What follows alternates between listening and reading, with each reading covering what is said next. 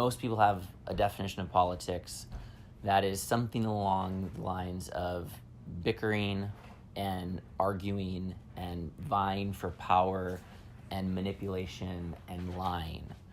And so when a lot of people reference politics, that's kind of the primary thing that they hold in their mind when they think about it. A lot of other people also just make politics synonymous with government. But I really love to go a bit deeper, and the origin of that word politics comes from the Greek word polis, which is city, or that place that I call home. And that willingness for me to step up because I love my place and I love this people, and there's some role that I can play beyond just taking care of myself that can help this place that I call home work even better, be even safer, and create an even better future for our children. And so that's what politics really means to me, right? It's that love of the place that you call home. And that's what I want to invite in tonight, that when you hear me say the word politics, that's what I'm talking about. It's that love that's so deep that you're willing to step forward and play some role of stewardship. And so we talk about this as a political party. It's a growing network of people who are realizing that they have a leadership role to play in how this world works. It's kind of a conversation around government, but not totally. And it's definitely not a conversation around how we can just argue and debate better, right? It's something much deeper. I was sharing with these two lovely people before the rest of you got here that, like them, I've spent time in Africa, and I spent several years doing what we called small-scale community development programs that were focused on human development rather than like asset-based or capital-based development. So it was focused on training people and educating people in how to be able to identify their own problems, discover their own solutions, and implement those solutions with their own available resources. I really loved the nature of that work. However, while I was doing that work and while I was continuing my studies, both formal and informal studies, I came to realize that extreme poverty wasn't just this result of countries that hadn't developed yet. Like if we just help them develop like the developed countries have, then we'd all be developed together, right? So that was how I thought in my kind of naivete, that it was just a matter of development. As I better understood the geopolitical drivers that America is really a primary driving force of, I realized that a lot of the problems in the world were actually expressions or symptoms of a geopolitical system. And extreme poverty was one of those. And there were ways that there were things that were happening at a systemic level that were actually generating extreme poverty, that were generating famine, that were generating conflict. That was very challenging for me to really realize, especially in my young 20s. It was kind of that like first step of getting pulled out of the matrix, where I grew up like many other Americans thinking that America's kind of great and we're the good guys and we help everybody else. And so it was really confronting to start to realize that we were actually very complicit and drivers of many of these geopolitical systemic issues that not only created poverty and impoverished conditions for people around the world, also created illness and sickness at an individual level, as well as illness at an ecological level. And it was about that time, with this deep sense of politics as I've defined it, this deep sense of care for my home in California, deep sense of care for this nation, the United States of America, as well as deep sense of care for all of humanity, for this planet, that I kind of began this journey of saying, well, I'm starting to get that the only thing that matters is everything. We actually need to look at the systemic issues and how the heck do we start to create an impact at the systemic level. That became the muse of my life and put me on a 10-year journey of education and vision and working with mentors and seeking answers to this question, because I knew for sure that even though I didn't know exactly what it would look like, I wanted my life to be used while I was here as the greatest lever as I could possibly use it in order to create a systemic transformation for our world. And knowing that America is really a driver of these geopolitical systems, knew that we had to create systemic transformation here at home. And when we look at the current political narrative, I think we see a lot of topic-based conversations. And it's understandable why there's certain topics that are hot topics. It's understandable why we're talking about guns, why we're talking about abortion, why we're talking about immigration.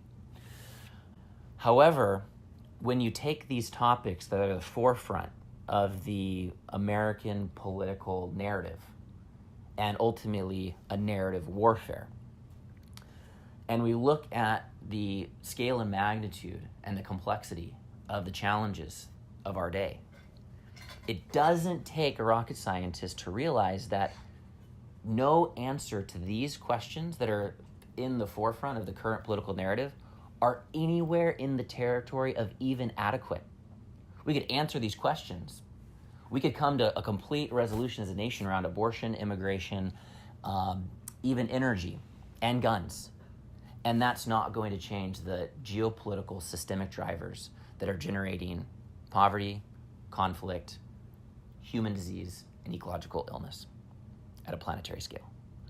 So what does that mean? What does that mean to be a part of a political system that is focused on topics that are fundamentally inadequate for the day that we're living in? We're seeing disruption happening in many industries, right? As there's a new awareness, a new consciousness, a new mentality supported by technology, new things become available. And that results in systemic disruptions. I think that Uber and the software ride-sharing based movement that's occurring is one phenomenal example where, cabs kind of dominated the scene. And I think that if you were to tell somebody, within 3 years, cabbing as we know it is going to be completely transformed, you say that's kind of crazy. And yet that's exactly what's occurred. And it's become normal to us extremely quickly considering what a massive transformation it is. Airbnb, I think, is another example to say the entire hospitality industry is going to be completely disrupted and the biggest hospitality provider of the future is going to own no real estate. You'd be like, what? And within just an extremely short period of time, there's been incredible disruption there. And I like to look at Tesla as another example, that there was just that electric vehicle thing couldn't penetrate the existing vehicle industry. And then there was a bold new move, big investment, a big risk taken, and now we see that electric vehicles are proliferating at a massive scale, and the infrastructure for that electric vehicle fleet is being built. So we're undergoing massive disruptions of the various industries, but we haven't really seen that scale, that depth of a disruption at a political level. So to me, it seems obvious that something is coming to be able to create that disruption, as we have a new generation that thinks differently, that was raised with a different set of premises, different set of perspectives, backed with technology. It's going to create some force of disruption. And that's one of the reasons that we feel that a new political party at this time is actually the right conversation to be having. And not only a new political party, but actually new political parties. That is actually a moment in time, and I really liked what you kind of mentioned, that how many voices aren't effectively represented in their sovereign, autonomous, independent political organizing. How many sets of values and visions and perspectives are there? This rich tapestry of perspectives in America, and yet these narratives just kind of consolidate like a duopoly, kind of monopolizing half of the country to say, everybody here, this is what matters to you. And then all the rest of you, this is what matters to you. And so we have these two narratives that almost seem like they're manufactured just to keep us in a constant state of division. What would it look like for us to actually have disruption at the level of our political landscape? And there's some things that are coming through that almost are foreshadowing this disruption. And one of the things I think is ranked choice voting, actually, and if you're not familiar with it, it's innovation on how our ballots work that's been approved in Maine. So Maine's ballot system is fundamentally different than the rest of the country, which means that the gaming dynamics of voting are different. You don't just go and vote for this person. You don't make one vote, such that if you vote for someone who has a less likelihood of winning, that you've thrown your vote away. You can actually say, for the first time ever in Maine, this is the elected official I'm most aligned with. And if they don't win, then I want my vote to go to this person. So you've got this one little tweak. And for the first time, we're actually going to be able to see who people really want, as opposed to see how they relate to the gaming dynamic of the existing ballot system. That right there is going to crack open massive transformation at the political level in America. Rank choice voting. And there's various organizations that are driving ranked choice voting. I'm grateful for them. They're doing great work. And I believe that ranked choice voting is in this legislative process in 20 to 30 states right now. So we're a couple years away from a ranked choice voting revolution of our ballot system, which is going to create the space for new political actors. At a technology level, we have an ability to do things that have never been done before. We have an ability to hold our elected officials accountable and to be in relationship with them in a way that was never possible before. With the advent of representative democracy as we know it, we had horses. And so we had to simplify that process. And not every one of our voices could go to the Capitol. And so you had to take your voice. You had to take everything you cared about, your thoughts and your feelings, your thoughts about the past, your hope for the future, and you need to concentrate that all the way down to a vote, to voting for somebody who you thought would best represent what you care about when they get on their horse and go to the Capitol. So we actually historically created a sense of democracy where democracy and voting has become synonymous. But that's actually just a technologically inferior expression of democracy, because now with software, now with AI analysis, now with a lot of other things, we don't need to rely upon consolidating your thinking into expression as a vote. We can actually get everything that you care about, all of your expertise. We can get the conversation that matters to you and start to aggregate that and analyze that and replace an outmoded vote for a person into an aggregation, a synthesis of an actual representation in its complexity of the people that any elected official represent at a municipal level, at a state level, and a national level. So we're seeing that there's pieces coming forward. I think the third thing that I would say that kind of really justifies that there's disruption coming is the new generation is rising, and they just have a new orientation and a new priority set, many of which thus far have been very politically disengaged. Up until the millennials, the baby boomers were the voting majority, and so they dominated the American political landscape through the 20s and their 30s and their 40s and their 50s and their 60s. But they're not the voting majority anymore. So a whole generation which has just dominated and controlled the political decisions at a legislative and an electoral level, that generation is no longer the hegemonic generation to control the democratic outcomes in America. So between new times and new technologies and new innovations at the ballot process and new generation, there's a lot saying that maybe now is actually the time for a fundamental disruption of American politics. Okay, well, what would that take? Can we really start to organize and mobilize at that scale? Or is the existing two-party system just too entrenched? Are they too big? Are they going to be here forever? Within America, we've actually gone through 6 different phases of different expressions of a two-party system. So this current phase is the 6th. So we've actually already gone through multiple evolutions and phase changes of the political system. So it's silly to imagine that it's going to stay this way forever. So the question is what's going to change? How is it going to change? And what role can we play in helping to be able to create that change? The existing two-party system as it is has worked very rigorously to be able to entrench their positions of power. And a lot of people look at that two-party system and say, maybe more than it actually being this authentic differentiation of values, maybe that's actually just a ploy so that those that want to continue to extract wealth and maintain power give America through the two-party system the illusion of choice.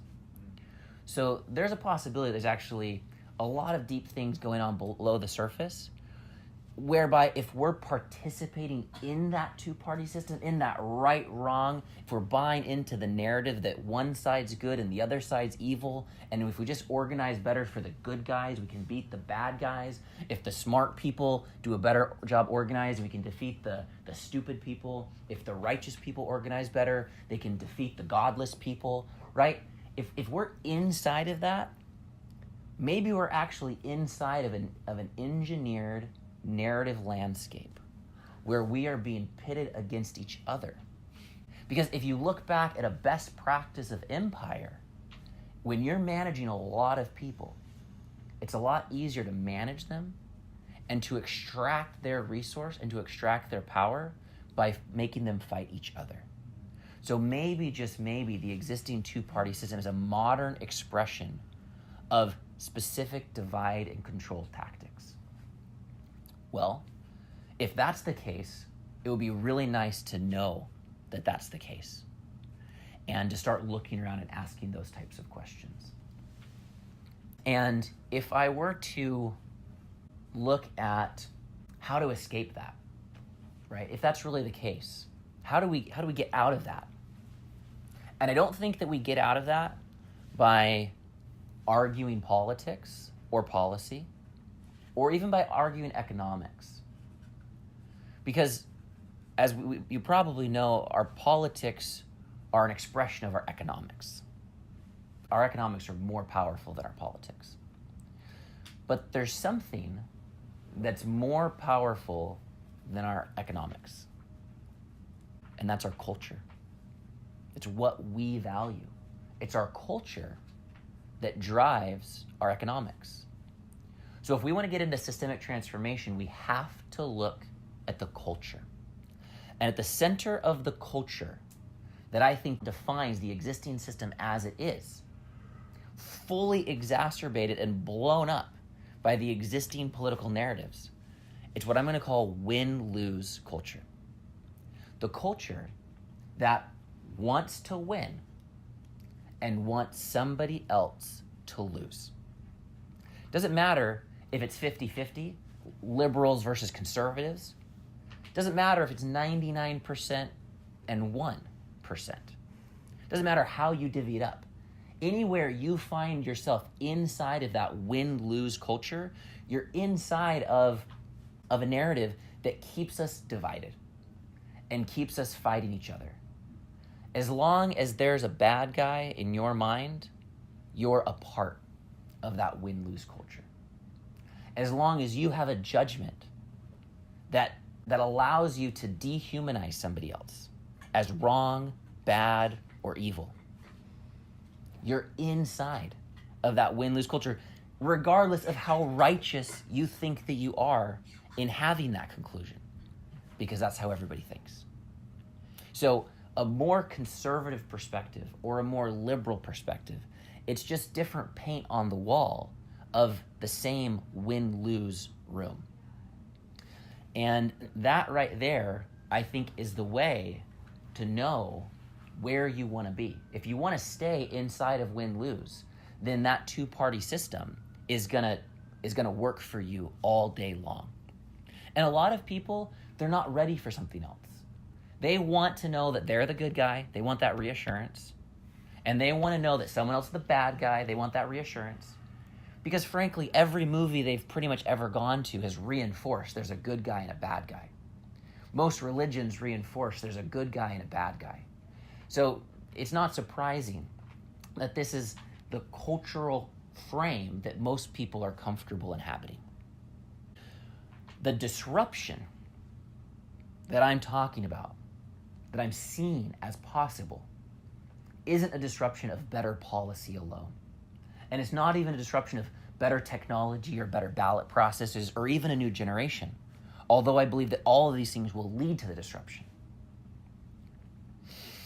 The disruption that we're talking about is a fundamental evolution and transformation at a cultural level from win-lose to all win.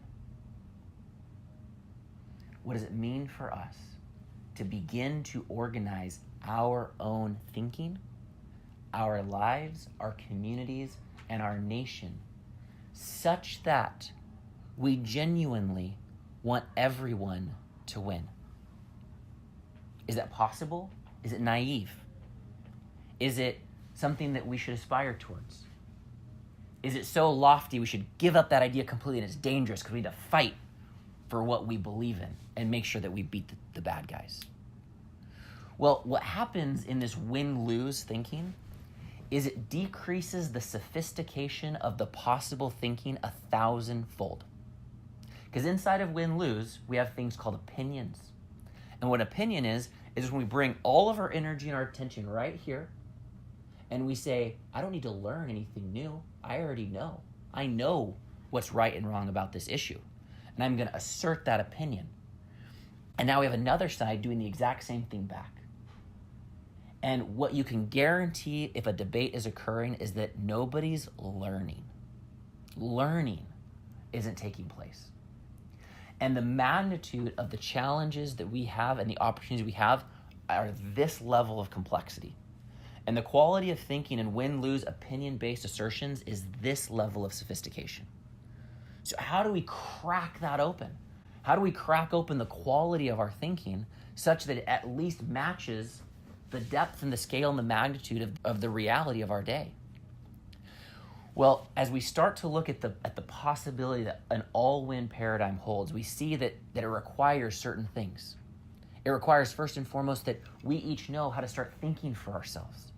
We know how to notice when we're being manipulated. We need to know how to find our own sovereign perspective.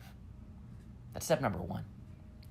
Step number two, if you want to really actually embody an all-win culture, is you have to then be able to step aside your perspective and start to see issues from other perspectives. If I take this and I say, what do you see? You see some faces, right? And I say, no, I see just a bunch of words. We could argue all day long. We could start punching each other in the face. Or we could get out the bazookas because of how sure you are that you see faces and I see a bunch of words. But until we start to see things from multiple perspectives, we'll never actually understand what we're really looking at, what we're really talking about. So when we see things from multiple perspectives, it massively increases the quality of our thinking. And then next, we actually start to say, well, if I want everybody to win, I need to understand this issue. Because I can't form an all-win solution unless I really, really get what matters to you and what matters to you and what matters to you. And we don't currently have a political system that's designed to listen. It's just designed to knock each other over the head the best that we can and see who comes out on top. It's not going to cut it. That thinking will almost surely careen our nation off of some terrible cliffs. So the opposite of that is this new passion, this new devotion to start to take things into holistic consideration. Well, you have to let go of your opinion in order to do so. And you have to actually replace your opinion with a question. Because every single topic has an infinite amount of information. And every new question you ask exposes you to more information that allows you to better understand what's actually going on. This is the quality of leadership we need at this time. And we need to care about holistic understandings, not assertion of opinions, in order to really get a better grasp for the reality that we're experiencing. What are the implications of this on these people? What are the implications of this on those people? What are the implications of this on the future generations? What are the implications of this on the moss and the moths and the butterflies and the trees and the oceans and the people that live over there and the people that lived over there? So we just keep asking more questions, and every new question helps us better understand the situation, and that starts to unlock something that a win-lose paradigm never can. An actual creative solution that helps everybody believe that they can win. You know, we see parents doing this, right? We see two kids fighting over a toy, and to them, they're certain it's a zero-sum game because that's all they can see. They say, either you've got the toy or I've got the toy. One of us is going to have it, and the other one's got to lose, so I can have what I want. And a parent comes in and says, well, there really is only one toy, so maybe we don't talk about the toy, but they actually both just want to have fun. And I know how to help everybody have fun by going to play tag, and it doesn't matter how many toys we have because we can all have fun playing tag. And before you know it, that parent has let them off and they're all having fun and they forgot about the thing they were fighting about. Well, that immaturity is what has fully manifested institutionally. And this is an opportunity for our maturity to come forward to provide the leadership that isn't currently represented at our city, states, and national levels generally. So you can kind of say that OneNation is the all-win party. It's the party for a deeper and a more mature perspective. Not that we have better answers, but that we have better process and a better quality of thinking, a fundamentally, and dare I say objectively, more sophisticated orientation of thinking that's designed to produce better solutions. So now is our moment in time. It's a clarion call to say, who realizes that win-lose will inevitably result in an all-lose? Who's able to come to that conclusion? And if you are, it's an invitation to fully abandon a win-lose political system. Right? In a revolution, there's always a winner and a loser, and all of a sudden, the winner then kind of becomes the oppressor. Because the win-lose mentality, it just carries itself right on up through power. And win-lose before power is those, the bad guys who have power, we've got to take it. But if you carry that same culture all the way into positions of power, then now all of a sudden it gets expressed in the same way that's expressed today by those with power. So this is a conversation about healing ourselves and improving our quality of thinking, so that if and when and as we rise to a greater level of power, we don't play out the cycles of revolution, which just means going around and around. And so this is a conversation around a rebirth, where there's no other, there's no bad guy to beat. There's actually a quality of thinking that every single person can be able to take on. There's a deeper connection to love and a deeper connection to good thought process that's available for everybody. And that together we cannot have a revolution, but we can actually have a rebirth, which brings us into a fundamental phase change here in America and at democracy at large, because we all know that what happens in America has an impact in the rest of the world. And despite the fact that some people love us and other people hate us, everybody is actually looking to us for leadership. And this is a moment in time for us to bring a new quality of leadership into America, and therefore a new quality of leadership into the world. And we're doing that as a new political party. And it's not just a political party that's going to run around and try and change the world out there. We got to start with the man in the mirror. We got to change the world in here. But we can't just change the world in here. So we have to actually realize that what's ours to do is to have a all-win rebirth that fuses together and conjoins that rebirth that happens within us at an individual level and in our society at an external level simultaneously. And OneNation is an emerging political network designed to aggregate those that are aligned with the topics and principles that I'm bringing forth at this time. Before there was a United States of America, there was a group of people with the idea of the United States of America. Before there was an atomic bomb, there was a group of people with the idea of an atomic bomb. Before there's a new world, before there's an all-win world, before we rebirth and recreate the systems that make up our society, before we undergo massive systemic transformation at a political level, there has to be a group of people who see that as a possibility and are willing to begin the process of organizing to be able to bring that lofty vision all the way down into our tangible reality. You know, we see that there's a lot of ways this can go and start to move itself into the world. We're really inspired by how we as a group can come together and start to change ourselves.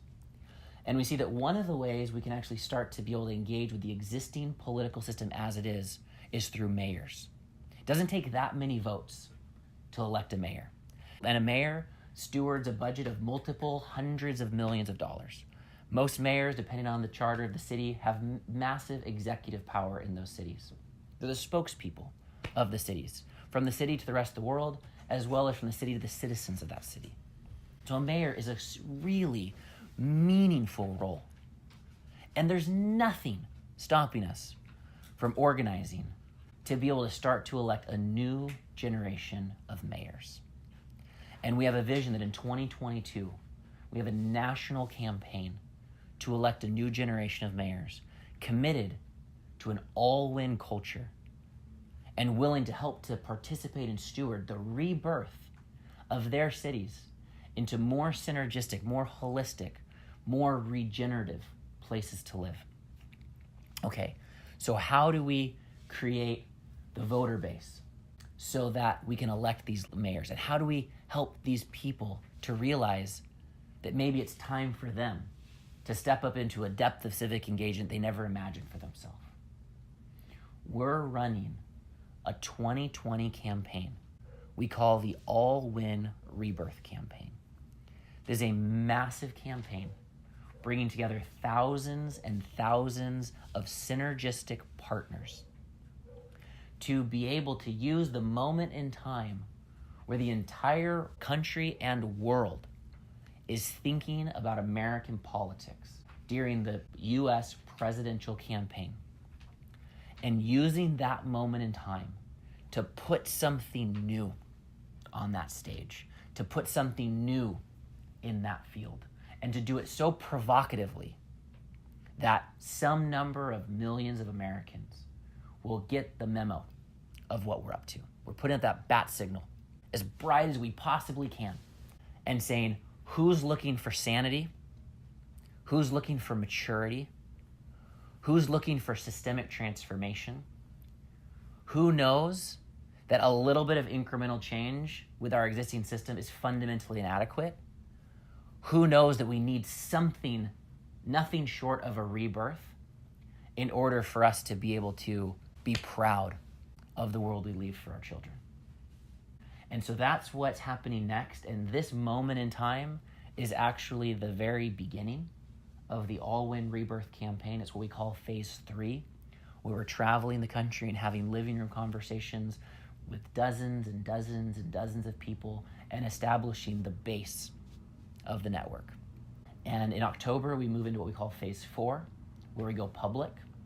And we have an 8-city tour with major public productions, bringing in the press, bringing in the media, and starting to tell this story from the rooftops in a very public, overt, poignant, and provocative way. And we roll that up all the way through. We build that energy. We build that campaign. We build that movement as far as we possibly can in 2020 and use that campaign to create the exit velocity for this movement and this network. So when we get into 2022, we can light up the balance with mayors committing to running their cities with the all-win culture and having the voter base in place to help as many of those campaigns to be as successful as possible. You know, OneNation Party is about engaging in the political system as it is. And it's about inventing the full transformation of our political system as it could be. And it's using that context of engaging the existing system in order to build the network of whatever hundreds of thousands or millions of people are needed in order to actually see through and reinvent how our society works at a social, material, resource, human, and ecological level. I'd like to leave it at that and affirm to you all that we know that this is a multi-decade commitment. And that's what we're committed to as the founders and the operators of this new political vehicle. And we're looking for people who are deep enough that they're actually ready to say yes to a multi-decade journey and know that real change, real transformation comes from that depth of a commitment of what would it look like for me to say yes to something that I'm gonna have to keep saying yes to for years or decades before I see that fully materialize in the world.